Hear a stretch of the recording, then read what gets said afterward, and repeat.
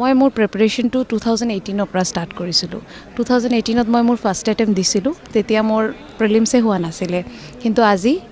2020ৰ যোনটো prelims exam আছে সেইটো দিয়াৰ পিছত হোৱাৰ পিছত আজি ফাইনেলি ইমান সেই 2020ৰ পৰা আজি 2022 সেই যে এটা জাৰ্নি যোনটো আছে সেইটো জাৰ্নিটোৰ যে আজি মানে এটা দিন মানে ইমান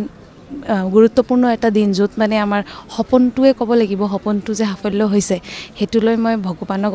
মানে ধন্যবাদ জনাব বিচাৰিছোঁ তাৰে ওপৰত আমাৰ গোটেইখিনি ফেল' যিবিলাক চিলেক্টেড কেণ্ডিডেটছ হয় সিহঁতো ৱেল ডিজাৰ্ভিং যোনে মানে ক'ব বিচাৰিছোঁ যে এই প্ৰচেছটো সম্পূৰ্ণভাৱে একদম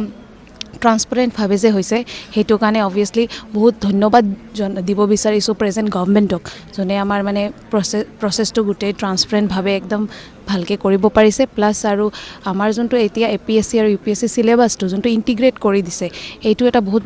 ডাঙৰ এটা পজিটিভ পদক্ষেপ বুলি ক'ব বিচাৰিছোঁ যাৰ কাৰণে মানে এটা আমাৰ মানে ৰিজনৰ পৰা বেছিভাগ আৰু মানে কেণ্ডিডেটছ পাম আমি চিভিল ছাৰ্ভিচৰ কাৰণে